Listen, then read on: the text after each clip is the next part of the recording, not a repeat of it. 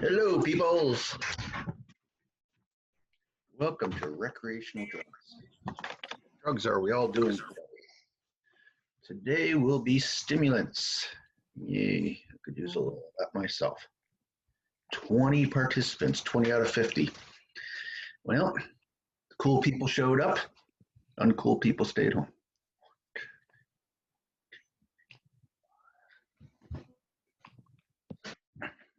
Am I right, Math Cole? Right. Just so you know, anytime I say, am I right, you say, yes, sir, sir. Yes, sir, sir. Thank you. Thank you. You know, I'm a landlord too, and I make all my tenants call me my lord. Can you help me, my lord? Well, I don't know. What do you need? My bathroom is filled with sewage. No, indeed, I cannot help you. You'll have to deal with that problem on your own. Okay, well, wait a couple minutes because you know how short these lectures have been going, so we can stand to kill a few minutes here in the hopes that more people showed up. I know I think it was last Wednesday, class was only about half an hour, 40 minutes, and right after I ended class, people started showing up. Snooze, you lose.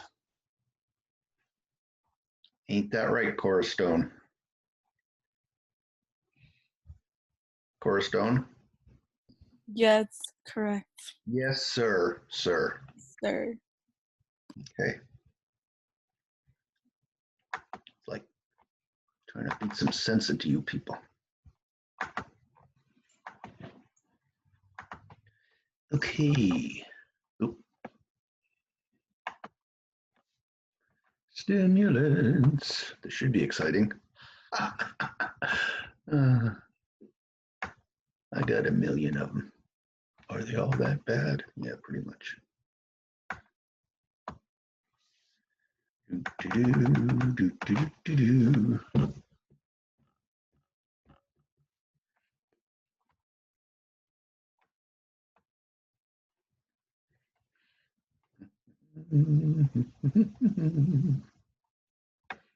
Just maximizing my screen for the best possible outcome here. Okay. Okay.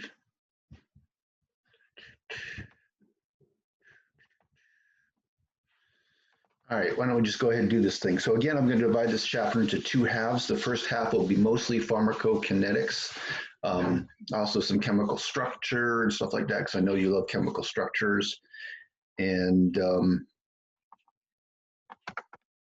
then we'll stop before mechanism of action. I think we'll watch the mouse party, and that's about as far as we'll go as with that. Oops, that didn't do it. Okay, cocaine. That's Spanish for cocaine. Cocaine. So we're going to be talking about cocaine and amphetamines today. Cocaine's in its own class. It's the only drug I know of that does what it does. And amphetamines, there's several different amphetamines. So cocaine is a natural product. Comes from the coca leaf, and you're probably aware that people use this for centuries without getting addicted to it, because all they would do is chew the leaf. You know, when you chew the leaf, you get a slow infusion of it. You don't really get that much euphoria out of it, but you get energy. You get an increase in energy. So kind of a nondescript plant, doesn't look very interesting. Pull the leaves off of it and chew the leaves. And usually they put a piece of something basic in there, something alkaline to help the extraction of the cocaine out of the leaf. And as you chew it, you break down the leaf, and then the cocaine gets released, and you put it between your cheek and gum and absorb it through the mucous membranes in your mouth. Once upon a time, when it was legal to buy this in the store, you could get it for hay fever and throat problems, or toothaches, because it is a local anesthetic as well. We'll talk about that. Vin Marini, wine with cocaine in it. So this is all legal. You could buy it in the store. Also, Coca-Cola, you probably all know, was originally had cocaine in it. Had to take that out, replaced it with caffeine. So now we're caffeine addicts instead of cocaine addicts. Amphetamines, there are natural amphetamines. This over here is ma huang, which is a Chinese plant. The berries of it have got ephedrine in it, and you can buy, I don't know if you can still, you used to be able to buy ephedrine in the nutraceutical store. I think one guy killed himself with it and it became a national thing. It's always the way it is, right? There was one guy who was trying to make a Major League Baseball team as a pitcher, but he was overweight. So instead of taking one every 12 hours, he took about 19 in the morning and died. It became a big news story, and now you can't buy it in the store anymore. So that's ma huang, which is ephedrine. This is khat, which is kind of a North African thing. It's got a drug in it called cathinone, which does similar things to all the other amphetamines. And of course, you've got your synthesized amphetamines, which were used starting, I believe, with ephedrine. They might have started with norepinephrine, but I think they started with ephedrine and changed the structure here and there and got different amphetamines. Gus, come on, here we go. Get over here. So you've got dexedrine, you've got amphetamine, which is it sounds like a generic name, but it's the name of the original drug, which is why they're all called by this as a class. Then there's benzedrine, which is amphetamine. That's like the what do you call it? The trade name of amphetamine is benzedrine, bennies. Like if you see movies from the 60s when people still were prescribed benzedrine, and you see drug abusers saying, bennies, get me some bennies. That's benzedrine. Interesting historical fact. As you know, well, as you may know, I don't know how much you know about the history of the Second World War, but first Germany took over Czechoslovakia and then Poland, and then they kind of paused for a little while, and then they went charging right through Belgium and through the forests of Belgium and down into France. And the French had all their defenses lined up on the French-German border, and they thought, well, Belgium, the forests are too dense there. There's no way you could get an armored column through there. Well, the Germans did, and the way they did it was they fed all their soldiers up on benzedrine. So they were marching 24 hours straight on this stuff. So, and what's his name? The big bad guy, Hitler. Hitler was a big fan of benzedrine as well. He was a big addict of benzedrine. So it affected world history in that sense. Methamphetamine, not a pharmaceutical. It's made in clandestine labs, which have a tendency to blow up. And these labs, a lot of times what people do is like rent a hotel room and then cook their meth and leave just a toxic stew of waste behind. So meth labs. Okay. So that's where these things come from. Now we've got two different forms of cocaine, and we'll talk a lot about structure and pharmacokinetics here because it makes a really big difference with these two drugs, with cocaine and amphetamines, and methamphetamine. So you've got cocaine HCl, which is a polar form, and crack cocaine, which is a nonpolar form. And the difference is this tertiary nitrogen here, or quaternary nitrogen. So you can see the whole rest of the structure is the same. It's the same chemical. The difference is pH. In an acidic pH, you will protonate that nitrogen, and it'll make it positively charged. Now, the nice thing about that is then it can crystallize and come out as a powder. So that's why it's powder cocaine. Freebase then is when you dissolve this in water and then you hit it with a base like ammonia or sodium bicarbonate, and it becomes nonpolar. And at that point, if you wanted to make some really good pure stuff, you would extract that. A lot of times people would extract it with ether.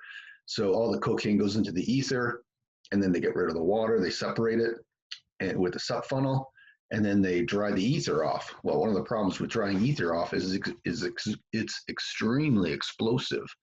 So some people burn themselves to death doing that. That's called freebasing. I don't think people do that anymore. At least I hope not. Crack cocaine's a little different in that after you neutralize it with bicarbonate, you just then dry the water off. And then you get little crystals that have water, little water droplets enclosed within the crystals of the cocaine. And that's why they call it crack. When you heat it, the water expands and it's like popcorn popping open because of that included water. So cocaine HCl, this is more expensive because you need more of it to get high, basically. So cocaine HCl is the powder cocaine, decomposes with heat. You can't smoke it. It's water soluble but poorly absorbed. You can inject it because it's water soluble. But when I say poorly absorbed, I mean through mucous membranes. So if you snort it, most of it is not going to go into your bloodstream, or maybe half of it will anyway. And it goes in slower. So for both of those reasons, you need more per dose in order to get the effect you're looking for.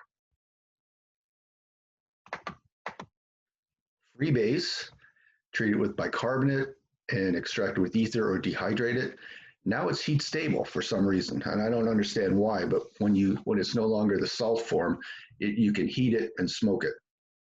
And this dose is larger than the other dose because people typically don't hit it once and then quit for the evening. It doesn't last very long, so you hit it over and over and over and over again. So people get on a run and they just keep going. What else do I want to say about that? Let's see. Decomposes with heat, water soluble, sometimes injected, sometimes snorted. Yeah, so the big difference here, like dose looks lower here than here, but this is on repeat doses. So like 1 or 2 hits of crack would be much less cocaine than a line of powdered cocaine. And that's why it could be sold cheaper. But then, you keep hitting it over and over again, so you end up doing a lot of it in the end. And here are pharmacokinetics of removal. Here's IV, okay? For IV, you get the highest peak always because all of it goes directly in your veins. Here's smoking crack cocaine, and a little bit lower than the peak of IV because your lungs will extract like 70% of it, and you're going to exhale 30% of it. So the peak's a little bit lower. Here is nasal insufflation, as they say. Peaks slower, peaks in maybe 15 minutes, and then lasts about, by about here, it's running out. And with the smoked, it runs out really fast. So let's look at that. Okay, well, we'll get back to that in a second. Oops, shoot. Okay, so here is the different forms of cocaine that are kind of important to us. One, this is regular old run-of-the-mill cocaine. So here's your methyl ester. Here's your quaternary ammonium thing here. Now notice these are both ester bonds, and there are a lot of esterases in your body that can break down ester bonds. Liver is full of them, but they're also in your plasma as well.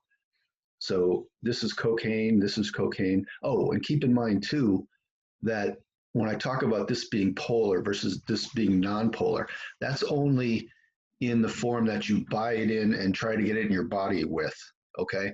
Once it gets into your bloodstream, they're the same because the form of it depends on pH, and the pH of your blood is going to be 7.4 no matter how much cocaine you take. So once this gets into your brain, it's identical whether it was HCl or freebase. Okay, those are your cocaines. Now here are the breakdown products, these 3 here. This is benzoyl ecognin. So you've taken that methyl ester off. Okay. Over here, ecognine methyl ester, you've taken that, the other ester off, the benzoyl ester, and ecognine, you've taken them both off. So in the urine, you're going to find all three of these after someone has used cocaine. This is the most common one to find in the urine. So this is the major metabolite, and it's got no effect. It's got no central effect. So, you know, at this point, it's effectively done. And you can see here's ecognine, right? You put the benzoyl back there, it's benzoyl ecognine. You put the methyl ester back there, it's methyl ester ecognine. So this is the base metabolite product, but this is the main one you see in urine. Here is cocaethylene. So this is another thing that people do, which is if you drink alcohol while you're doing cocaine, it makes the cocaine last longer because you'll get an ester shift from the methyl ester to the ethyl ester, right? This is ethanol. And so you get a substitution reaction there. And this has got a longer half-life than regular old cocaine. So that increases how long it's going to stay in your system. Amphetamines. So again, we've got a powder form and a crystal form. This methamphetamine powder is the HCl, and the free base then is methamphetamine. So this is more of a crystal than crack is, right? Crack has got that, still kind of looks like a powder, and that's because it's got those watery inclusions in the crystals. This is a pure crystal. There's nothing inside of it, so that's why it looks so crystalline. Sometimes called ice or glass. Okay, amphetamine structure has the same quaternary ammonium, which can be protonated or not, and that's how we end up with hang on. That's how we end up with powder cocaine versus crystal meth, okay? You protonate that ammonium, you get this, you take it off with base, and you end up with this. And we're going to see that's going to do a lot of the same thing that that chemistry does to cocaine as well. Okay, so everything is very similar to norepinephrine here. Here's your norepinephrine, which I'm sure you all know the structure of by now, right? Just kidding. Okay, so here is ephedrine, the natural product. So you can see ephedrine is just putting a methyl group here and a methyl group here. And now that, oh, when you got to take these OHs off over here. So they take these OHs off, put a methyl there, put a methyl there. That's ephedrine. Now, amphetamine then, they took ephedrine and they took that other OH off. And with no methyl group here, that's amphetamine. And then you put the methyl group back here, it's methamphetamine. So amphetamine, methamphetamine, amphetamine, methamphetamine. Okay. So structurally, and what we're going to talk about in this class is mainly methamphetamine because that's the main recreational form. Okay. Okay, very similar to cocaine. Methamphetamine used to be called crank. I don't know what the kids are calling it today. Decomposes with heat, so you can't smoke it. Okay, just like the other HCl. Water soluble, which means you can inject it pretty easily, dissolve it in water and inject it, but it's poorly absorbed if you snort it, so it comes in slow that way. Hang on. Okay, let me finish this and I want to go back. I forgot to talk about something with cocaine. Free base methamphetamine then is the crystal meth. It's heat stable, so it's usually smoked, but it can also be snorted. Very fast absorption and immediate high. So this is very, very fast. Hang on, let me just go ahead real quick and then I'm going to go back. All right, so surprised I don't have this here for cocaine, but I should also say in cocaine that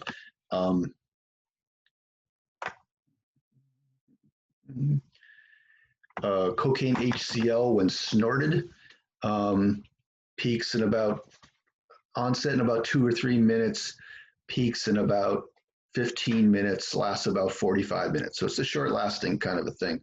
And when you snort it, the first time you snort it, about 60% will be absorbed. The other 40% will go down the back of your throat. And from the back of your throat, it goes into your stomach, and then your liver breaks it down. So nothing really goes on with that. And then once you've done it once, the second time you do it, only 30% gets absorbed because you get this vasoconstriction in your nose. So there's less blood going through their nasal passages. So less of it gets absorbed, more of it goes down the back of your throat and gets wasted. So with cocaine HCl, the absorption's pretty poor when snorted nasally. Freebase crack, on the other hand, heat stable smoked. So when you smoke it, 70% of it gets extracted. So, and that's every time you hit it. So it's not going to decrease its absorption like the powder form does. Onset in about 7 seconds. So you take that hit, and in about 7 seconds it hits your brain, and you get the rush. So, and that produces a real strong rush, which makes it more addictive than the powder cocaine. Powder cocaine peaks in 15 minutes. This peaks in like 7 seconds. So you're getting a lot more rush, and it's a lot more addictive. Peaks in 1 to 2 minutes, this stuff, and then the freebase form. And it will last about 5 to 15 minutes, so very short. And that short half-life has to do with more to do with redistribution than with metabolism. It's going to be metabolized as fast as cocaine HCl, but since this is so non-polar, when you smoke it, you breathe it in, goes to your lungs, goes up to your brain, and because your brain is all fat, right? It's all membranes. All this, it just gets partitioned directly into your brain. And then in the interval between smoking, when your blood doesn't have any in it because it's all in your brain, it's going to come out of your brain. So it's leaching out of your brain back into the blood, being distributed to the fat all over your body. So the duration is 5 to 15 minutes, but it's because of redistribution more so than metabolism. But then it will get metabolized again afterward.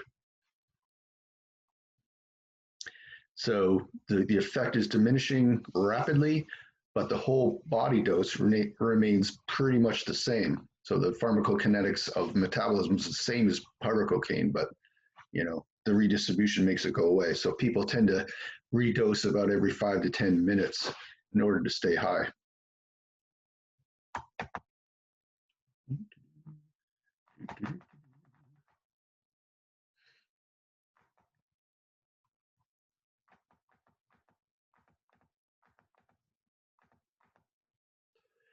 Metabolism, again, for amphetamines is very different. This is one big difference between amphetamine and cocaine. This isn't well metabolized. So the half-life could be anywhere from 7 to 30 hours. Typically, when someone does this once, just does one hit of it and experiences it, you'll be up for 24 hours straight. I'm not sure why anyone would want to be up for 24 hours straight, but you are. 60% of it will be metabolized by liver enzymes in the liver.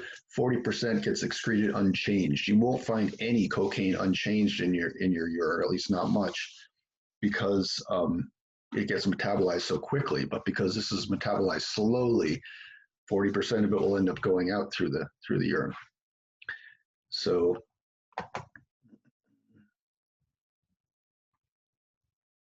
there's that.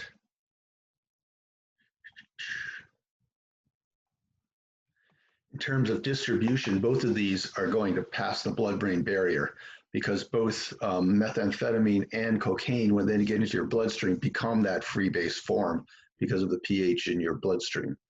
So they both cross all barriers. So this is something I put together to kind of organize this. There's similarities and differences between these drugs and between the two different forms of the drugs. So what I'm trying to say here is cocaine can be in the HCl or the freebase form. Meth can be in the HCl or freebase form.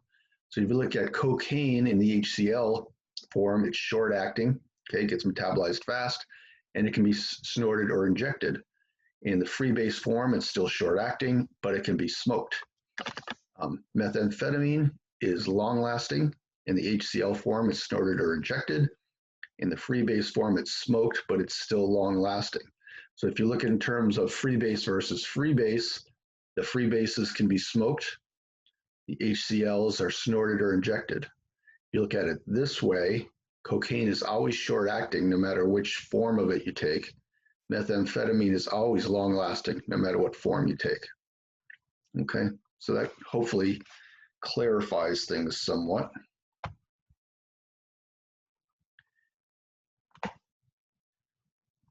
Okay. Oops, we're into mechanism of action already. Okay, well, let's do this thing.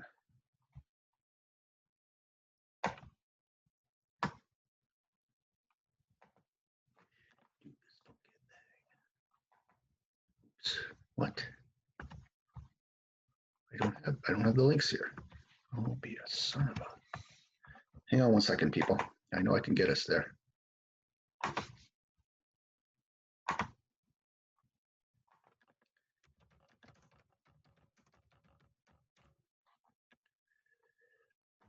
Boom, boom, boom, boom.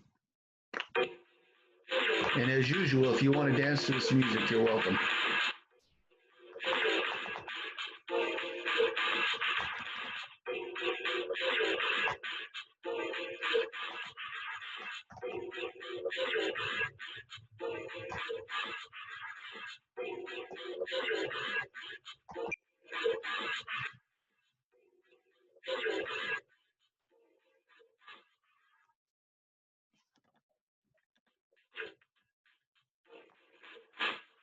Always a party going on in the mouse cage.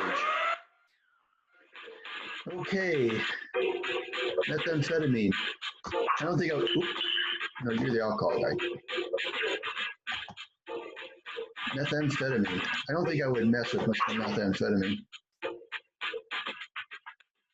Let him dangle there for a minute. It's not a lot of fun, is it, mister? You shouldn't be doing drugs.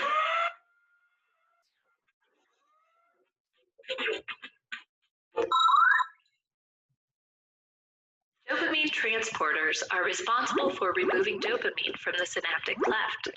Because meth mimics dopamine, it is taken into the cell by the dopamine transporters. Once inside the cell, meth enters the dopamine vesicles, forcing the dopamine molecules out. The excess dopamine in the cell causes the transporters to start working in reverse, actively pumping dopamine out of the cell and into the synapse. Okay, so this mechanism isn't right. This, like I say, this video is probably, or animation is probably, I would say, 15 years old, and they know more about the mechanism now than they did then, so don't take that too seriously. The excess dopamine becomes trapped in the synaptic cleft. As a result, it binds again and again to the receptors, overstimulating the cell. Meth is highly addictive because it works directly on the brain's reward pathway, making the user feel intense pleasure and exhilaration.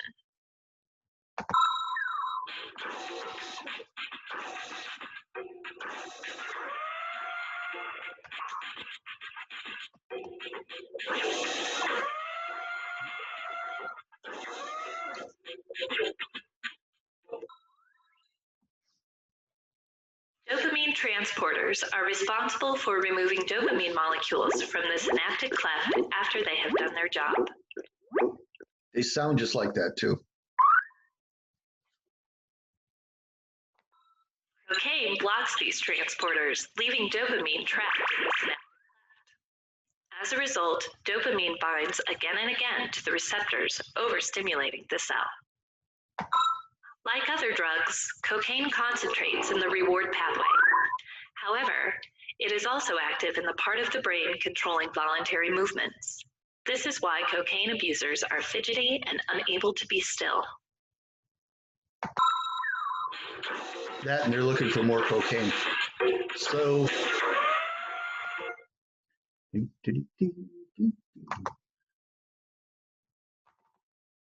the take home here is that methamphetamine causes dopamine and norepinephrine and serotonin to be dumped out of the axon bulbs. So you get a rush of all three of these chemicals. Cocaine works on the same three chemicals, except it's not causing it to dump, It's just blocking you from being taken back up. But here oh my God, it's 4 o'clock already. I promised you guys we'd be out of here.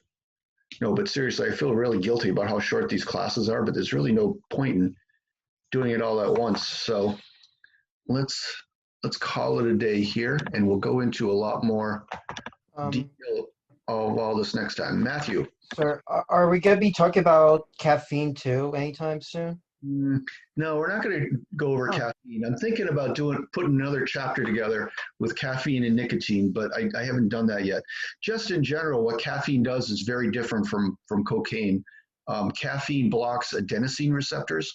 So adenosine in your brain is kind of the signal to go to sleep. So the longer you're awake, the more adenosine builds up in your brain, and it activates adenosine receptors, and that helps you to fall asleep. Caffeine blocks those receptors, so it's an antagonist at those receptors, and that's what causes it to be a stimulant, wakes you up more. All right, thank you. Okay. Anything else? Oh, we're up to 27 people. I heard someone come in about 2 minutes ago. Boy, you're going to be disappointed. Class is over already. Okay, can I see your faces real quick? Tanner Tobias, Matthew Cole, Kaylee Quackenbush. Oh, Natasha's here. Thank you, Natasha, for coming. Stefan McCain, always count on you. He's a good man. Celine, oh Jesus, I'm so tired of you, Celine. You're in all my classes. Krista smiling, life is good. Asha Gupta. I like the name Gupta. That's a good name. Carrie Murphy, I don't like that name. Just kidding. I'm half Irish. I have to like that name. Okay, guys. I can sit here and make fun of your names all day, but I don't think that's what you came for. So I'm going to let you go. I'll see you guys again on Wednesday, right? We'll finish this chapter. And I believe we have an exam a week from Wednesday. So next Monday, we'll just do a review, I guess. Okay? Everybody happy? Any complaints? Okay. We'll see you Wednesday. Bye-bye.